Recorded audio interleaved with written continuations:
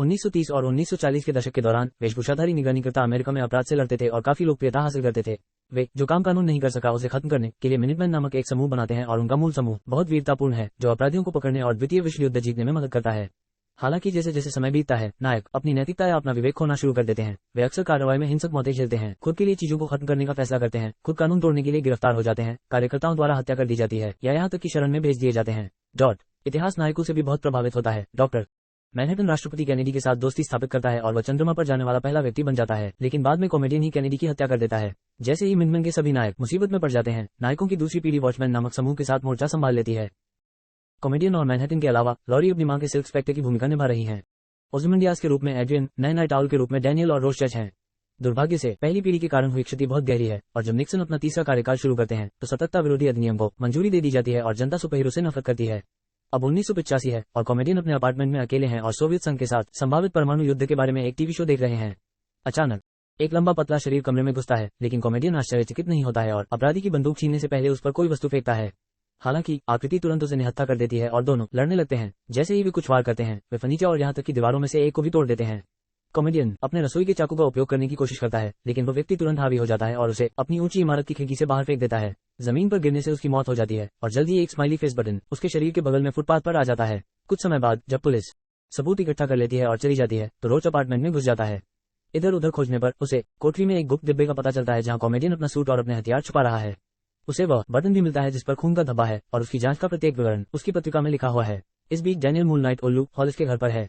दोनों नियमित बैठकें करते हैं और पुराने समय के बारे में बात करते हैं। आज वे कॉमेडियन की मौत और रोज की निगरानी गतिविधियों पर चर्चा करते हैं। निक्सन की नीतियां नकाबपोश निगरानी रखने वालों को अनुमति नहीं देती, लेकिन इसने अब तक रोशिश को नहीं रोका है। जब डैनियल अपने घर पहुंचता है तो उसे पता चलता है कि दरवाजा टूटा हुआ है और वो सावधानी से अंदर जाता है, लेकिन रसोई में रोशिश को पाता है। रोशार्क डैनियल को स्माइली फेस बटन दिखाता है, इसलिए डैनियल उसे गोपनीयता के लिए अपनी गुप्त नाइट आउल लैब में ले जाता है। रोच ने अनुमान लगाया कि कोई सुपरहीरो को मार रहा है, लेकिन डैनियल का कहना है कि वॉचमैन खत्म हो गए हैं और रोच इसे अनदेखा कर सकते हैं क्योंकि कोई भी उनकी वास्तविक पहचान नहीं जानता है। अगले दिन डैनियल एड्रियन से मिलने जाता है, जो एक साक्षात्कार के बीच में है। वो नवीकरणीय ऊर्जा स्रोतों को विकसित करने के बारे में बात करते हुए कहते हैं कि यदि वो पर्याप्त न होने के डर को खत्म कर सके तो युद्ध अप्रचलित हो जाएगा।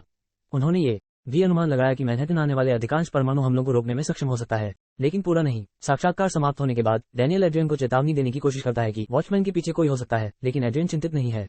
शाम को रोशार्क, मैनहट्टन और लॉरी, जो एक जोड़े के रूप में एक साथ रहते हैं, से बात करने के लिए अमेरिकी सेना रॉकफेलर सैन्य अनुसंधान केंद्र में घुसने के लिए बाड़ में छेद करने और छतों पर कूदने जैसी विभिन्न तरकीबों का उपयोग करता है। मैनहट्टन एक प्रयोग के बीच में फंस गया है और उसे अपने पुराने दोस्त से बात करने के लिए अपना आकार तय करना होगा। आमतौर पर वो भविष्य देख सकता है, लेकिन वो कहता है कि वो इसे अभी नहीं देख सकता है क्योंकि समय के साथ चलने वाले टेक्टोन के अस्थायी हस्तक्षेप के कारण ये परमाणु विनाश के परिणाम स्वरूप हो सकता है। जब रोशिच अपनी हत्या की चेतावनी से बहुत अधिक परेशान हो जाता है तो मैनहट्टन अपनी शक्तियों का उपयोग करके रोशिच को वाक्य के मध्य से बाहर भेज देता है। इसके बाद मैनहट्टन ने लॉरी को बताया कि वह युद्ध को टालने के प्रयास में ऊर्जा संकट को हल करने के लिए एड्रियन के साथ काम कर रहा है।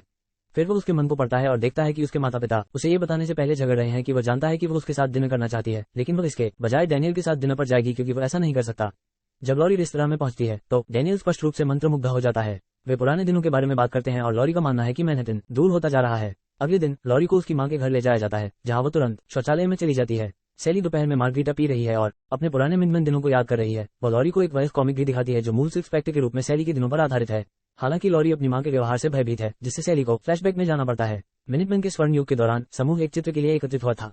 इसके बाद सैली अपनी पोशाक बदलने के लिए बिलियर्ड रूम में गई और कॉमेडियन उसके पीछे पीछे चला गया। उसने उसके साथ खिलवाड़ करने की कोशिश की और जब उसने सैली के इंकार को नजरअंदाज कर दिया तो उसे मुक्का मारना पड़ा। कॉमेडियन ने तुरंत उसकी पीठ पर मुक्का मारा और लात मारी। फिर उसने उसका फायदा उठाने के लिए उसे मेज पर धकेल दिया। सौभाग्य से एक और सुपरहीरो ने उन्हें ढूंढ लिया और उसे रोकने के लिए तुरंत कॉमेडियन की पिटाई कर दी। इस बीच एक कब्रिस्तान में कॉमेडियन को सैन्य सम्मान के साथ अंतिम संस्कार दिया जाता है।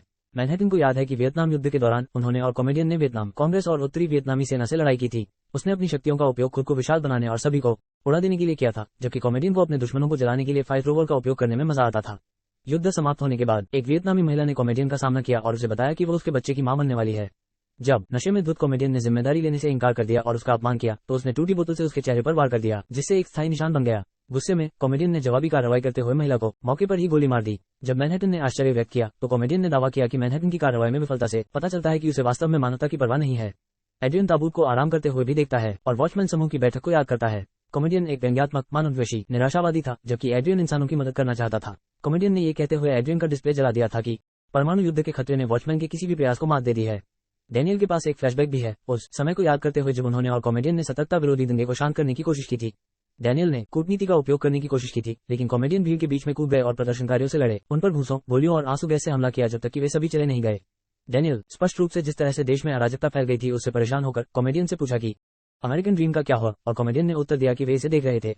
इसके बाद डैनियल स्माइली फेस बटन को कब्र में फेंक देता है। मोलोअर नाम का एक व्यक्ति जो एक कट्टर दुश्मन हुआ करता था, कब्रिस्तान के बाहर एक चिन्ह के साथ एक व्यक्ति को देखे बिना ही अपना सम्मान व्यक्त करता है। जब वह घर पहुंचता है तो वह फ्रिज खोलता है और उसे एक नोट मिलता है जिस पर लिखा होता है तुम्हारे पीछे। फिर उस पर अचानक रोज द्वारा हमला किया जाता है, जो मोलोअर को चोट पहुंचाकर उससे कबूल करवाता है कि वह अंतिम संस्कार में क्यों गया था।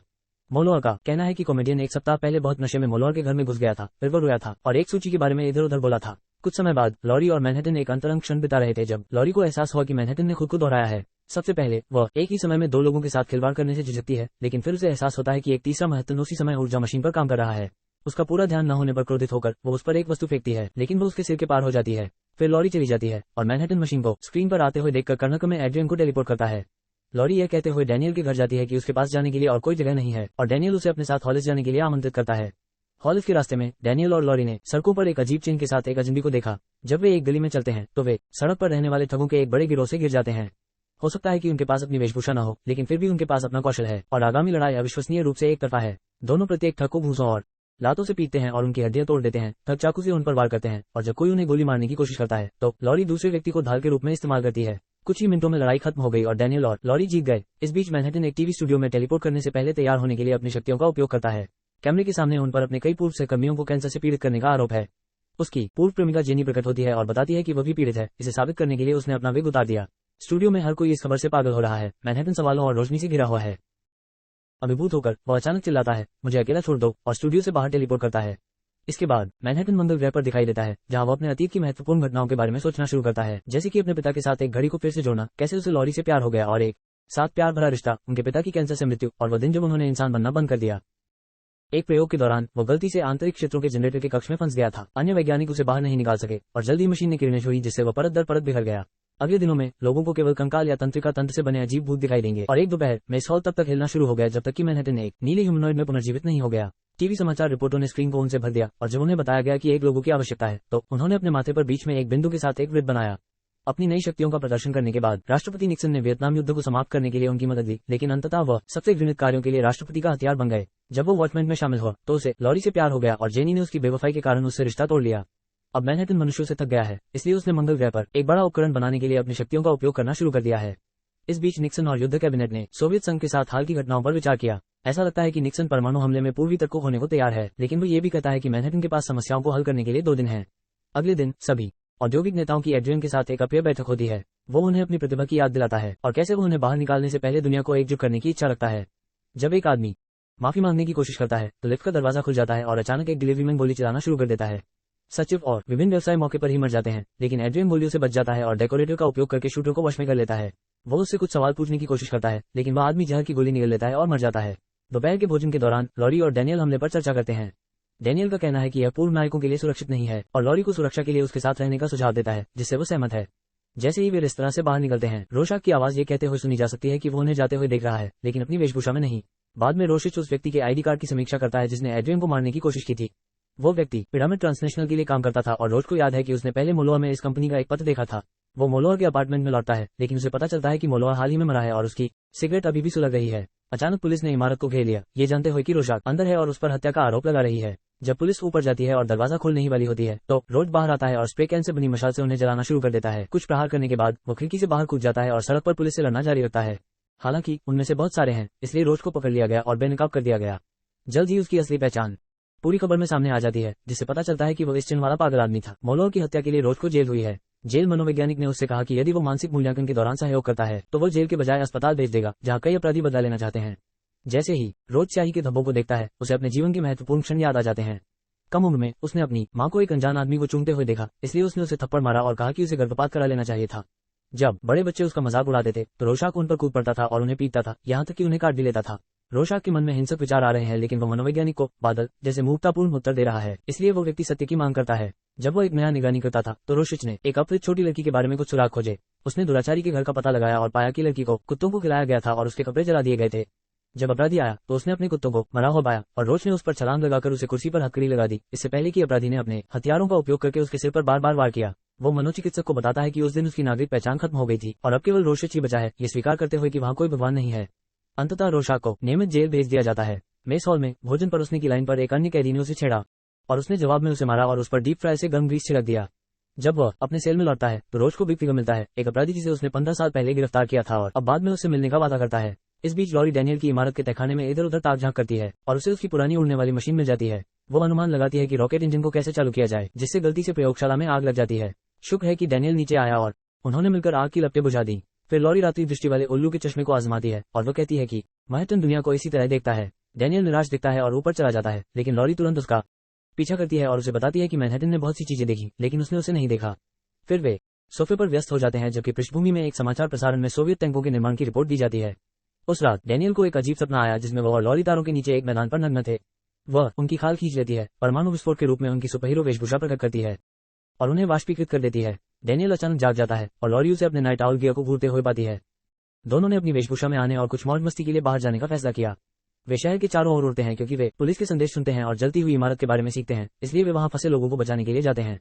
छत की लपटों से निपटने के लिए पहले डैनियल पानी की टंकी पर गोली चलाता है, फिर वह लॉरी को जलती हुई इमारत में गिरा देता है। कमरे में विस्फोट होने से ठीक पहले लॉरी सभी लोगों को उड़ने वाली मशीन के बाहर और अंदर ले जाती है। यात्रियों को उतारने के बाद डैनियल फ्लाई को ऑटो पायलट पर रखता है और दोनों सुपरहीरो फिर से डरपोक हो जाते हैं। एक बार जब उनका काम पूरा हो जाता है तो वे रोज को बचाने का प्रयास करने का निर्णय लेते हैं। जेल में दंगा हो रहा है और कैदी हर जगह एक दूसरे को मार रहे हैं। बिग फिगर के गुर्गों में से एक दरवाजे के माध्यम से रोशिश को पकड़ने का प्रयास करता है, लेकिन वो उस व्यक्ति के हाथों को सलाखों से बांधकर जवाबी कार्रवाई करता है। एक अन्य गुर्गा ग्राइंडर के साथ आता है, अपने दोस्त की बाहों को काटने के लिए आगे बढ़ता है और फिर रोज के सेल बार को काट देता है। रोशाक जल्दी से थक को सेल टॉयलेट की ओर धकेलता है और जब ग्राइंडर के तार टॉयलेट के पानी को छूते हैं तो उसे कट लग जाता है। अब भयभीत बिग फिगर बाथरूम में छिपने के लिए दौड़ता है। जब रोशाक अपना मुखौटा वापस लेने के लिए मनोचिकित्सक के कार्यालय में जाता है, डैनियल और लॉरी पहुंचते हैं और दर्जनों कैदियों को मुक्कों और लातों से अपने वश में करना शुरू कर देते हैं और कुछ ही सेकंड में क्षेत्र को साफ कर देते हैं। एक पुलिसकर्मी उन्हें गिरफ्तार करने की कोशिश करता है, लेकिन लॉरी तुरंत उसे मार गिराती है। आखिरकार उन्हें रोशाक मिल जाता है, लेकिन उनके जाने से पहले रोशाक बाथरूम के पास रुकता है और बिग फिगर को मार देता है। जब वे डैनियल की मान में लौटते हैं तो वे मैनहट्टन को उनका इंतजार करते हुए पाते हैं। वो लॉरी को अपने साथ मंगल ग्रह पर भेजता है और वह हवा की कमी के कारण लगभग मर जाती है, लेकिन मैनहट्टन उसे अपना आविष्कार दिखाने से पहले उसके चारों ओर एक ऑक्सीजन बुलबुला डालता है जो उन्हें उड़ान पर ले जाता है, जबकि वे बहस करते हैं कि क्या मानवता बचाने लायक है। इस बीच डैनियल और रोशिच फिर से बाहर जाते हैं और एक बार में रोशिच एक व्यक्ति को तब तक चोट पहुंचाता है जब तक वो कुछ जानकारी नहीं देता। ये पता चला कि जेनी ने पिरामिड के लिए काम किया था और एड्रियन के हत्यारे को काम पर रखा था, इसलिए नायकों ने पैसे का पीछा करने का फैसला किया। कुछ ही क्षण बाद वे एड्रियन के कार्यालय में घुस गए और उन्हें पता चला कि पिरामिड का स्वामित्व एड्रियन की कंपनी के पास है।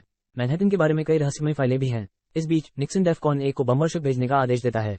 अंटार्कटिका में एड्रियन के बेस पर वैज्ञानिकों का एक समूह मैनहट्टन के ऊर्जा रिएक्टर की प्रशंसा करता है जो अब ऑनलाइन है। अचानक सभी लोग बीमार महसूस करने लगते हैं और पता चलता है कि एड्रियन ने उनके पेय में जहर मिला दिया है। एड्रियन के चले जाने के बाद मशीन सक्रिय हो जाती है और सभी शवों को विघटित कर देती है। न्यूयॉर्क में रोशिच ने अपने संदेह को अपनी पत्रिका में दर्ज किया, जिसे वह एक समाचार पत्र के दरवाजे के मेल स्लॉट में छोड़ देता है। मंगल ग्रह पर वापस लॉरी पृथ्वी के लिए मदद की गुहार लगाती है, लेकिन मैनहट्टन का कहना है कि जीवन को अतिरंजित किया गया है, इसलिए लॉरी उससे कहती है कि उसे पृथ्वी पर वापस भेज दिया जाए ताकि वो अपने प्रियजनों के साथ नीचे जा सके, और कहती है कि वो डरती नहीं है। उसे गलत साबित करने के लिए मैनहट्टन अपनी शक्तियों का उपयोग करके उसे उसके जीवन के उन विवरणों से रूबरू कराता है जिन्हें वो याद नहीं रखना चाहती।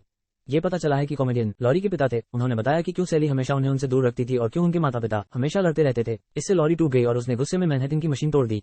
वो एक ऊर्जा ढाल के साथ उसे गिरते हुए मलबे से बचाता है और उसे खुश करने के लिए वो स्वीकार करता है कि वो गलत था। वो बताते हैं कि अथाह बाधाओं के बावजूद लॉरी सैली और कॉमेडियन की जोड़ी से आई थी। इसे एक चमत्कार माना जाना चाहिए और मैनहट्टन ने अब तक कभी भी चमत्कारों में विश्वास नहीं किया था। तब पता चला कि वे ग्रह की सतह पर एक विशाल स्माइली चेहरे में खड़े हैं। रोशाक और डैनियल अंटार्कटिका के लिए उड़ान भरते हैं, जहां डैनियल की उड़ान मशीन ठंडी हवाओं और दुर्घटनाग्रस्त भूमि से नहीं निपट सकती। दोनों बर्फ में लंबी पैदल यात्रा शुरू करते हैं, जबकि एड्रियन अपनी निष्क्रिय बिल्ली के साथ अपने सुरक्षा कैमरों से उन्हें देखता रहता है। आखिरकार रोशाक और डैनियल ये सोचकर अंदर घुसने में कामयाब हो जाते हैं कि उनमें आश्चर्य का तत्व है, लेकिन एड्रियन को पता है कि वे वहां हैं और जल्दी से उनके हमलों से बच जाते हैं। एक लड़ाई शुरू हो जाती है, लेकिन एड्रियन को अपने दोनों दोस्तों पर काबू पाने के लिए केवल कुछ ही प्रहार करने पड़ते हैं। तब एड्रियन कबूल करता है कि वो सभी हत्याओं के पीछे है, रोज को फंसा रहा है, और वह मशीन जो मैनहट्टन के भविष्य के दृष्टिकोण को अवरुद्ध कर रही है। उनकी खुद की हत्या का प्रयास संदेह से बचने के लिए किया गया एक कदम था। उनकी योजना संयुक्त राज्य अमेरिका और सोवियत संघ को एकजुट करना और वैश्विक त्रासदी वाले परमाणु युद्ध को रोकना है। विभिन्न बड़े शहरों को नष्ट करने के लिए मैनहट्टन के हस्ताक्षर वाले उपकरणों का उपयोग करके एड्रियन जानता है कि दुनिया सोचेगी कि मैनहट्टन हर चीज के पीछे है और उसके खिलाफ एकजुट हो जाएगा, जिससे आसन परमाणु युद्ध रुक जाएगा। रोशाक और डैनियल उसे फिर से रोकने का प्रयास करते हैं, लेकिन चाहे वे कितनी भी बार हमला करने की कोशिश करें, एड्रियन हमेशा कुछ प्रहारों से उन पर काबू पा लेता है और उन्हें दूर धकेल देता है। अंत में उसने कबूल किया कि उसने 35 मिनट पहले ही विनाश शुरू कर दिया था, इसलिए लड़ने का कोई मतलब नहीं है। टीवी मॉनिटर पर वे देखते हैं कि मशीन सक्रिय हो जाती है और एक एक करके सभी प्रमुख शहर ऊर्जा की बड़ी गेंदों द्वारा नष्ट होने लगते हैं। इस बीच निक्सन की युद्ध कैबिनेट ने उन्हें बताया कि ऊर्जा हस्ताक्षर डॉक्टर मैनहट्टन के हैं, सोवियत के नहीं। उस समय लॉरी और मैनहट्टन न्यूयॉर्क पहुंचते हैं, जो एक गड्ढा के अलावा और कुछ नहीं बन गया है। मैनहट्टन ने देखा कि विनाश उसे दोषी दिखाने के लिए किया गया था और उन्होंने एड्रियन का सामना करने के लिए अंटार्कटिका को टेलीपोर्ट किया। मैनहट्टन गलियारे से गुजरते हुए एड्रियन को खोजने की कोशिश करता है और परिवर्तित बिल्ली उसे रोक देती है, इसलिए एड्रियन मशीन को सक्रिय करने के मौके का उपयोग करता है और उसी समय अपने पालतू जानवर की बलि देते हुए मैनहट्टन को नष्ट कर देता है। क्रोधित होकर लॉरी बंदूक निकालती है और उसे गोली मार देती है। एड्रियन सीढ़ियों से नीचे गिर जाता है, लेकिन वो केवल दिखावा कर रहा है, उसने असल में गोली अपने हाथ से पकड़ ली है। अचानक मैनहट्टन एक विशाल आकृति के रूप में फिर से बाहर आता है और छत को नष्ट कर देता है, लेकिन एड्रियन ठीक समय पर उसकी मुट्ठी से भाग जाता है। फिर मैनहट्टन वापस अंदर टेलीपोर्ट करता है, इसलिए एड्रियन रिमोट कंट्रोल का उपयोग करके टेलीविजन को निक्सन के विनाश के लिए मैनहट्टन को दोषी ठहराते हुए प्रसारण पर स्विच करता है। निक्सन के ये कहने के बाद कि अमेरिका और सोवियत संघ ने गठबंधन कर लिया है, मैनहट्टन को एहसास हुआ कि एड्रियन की योजना तार्किक है और साजिश का खुलासा करने से केवल शांति भंग होगी। हालांकि रोस्चाक इस रहस्य को छिपाना नहीं चाहता और वो गुस्से में वहां से चला जाता है। जब मैनहट्टन उसका सामना करने की कोशिश करता है तो रोच अपना मुखौटा उतार देता है और मांग करता है कि मैनहट्टन उसे मार डाले। मैनहट्टन अंततः बाध्य हो जाता है, जिससे वो अपनी शक्तियों से उड़ा दिया जाता है और बर्फ पर केवल खून का दाग छोड़ जाता है। इसके बाद मैनहट्टन लॉरी के साथ अंतिम चुंबन साझा करता है और एक अन्य आकाशगंगा के लिए प्रस्थान करता है, जो थोड़ा कम जटिल है। तबाह और क्रोधित डैनियल इमारत में फिर से प्रवेश करता है और एड्रियन पर हमला करता है और उसे बताता है कि उसने मानव जाति को विकृत कर दिया है, लेकिन एड्रियन बिना किसी भावना के प्रहार सहता है। ये देखकर कि यह इसके लायक नहीं है, डैनियल और लॉरी उड़ जाते हैं। कुछ समय बाद लॉरी की मुलाकात सैली से होती है। वह अपनी मां से कहती है कि वह जानती है कि कॉमेडियन उसके पिता थे और वे सुलह कर लेते हैं। डैनियल प्रकट होता है और बताता है कि उसकी मशीन नए रोमांच के लिए तैयार है। इस बीच एक अच्छी कहानी की तलाश में एक रिपोर्टर को रोशिश की पत्रिका मिलती है, जो एड्रियन की योजना के बारे में पूरी सच्चाई बता सकती है।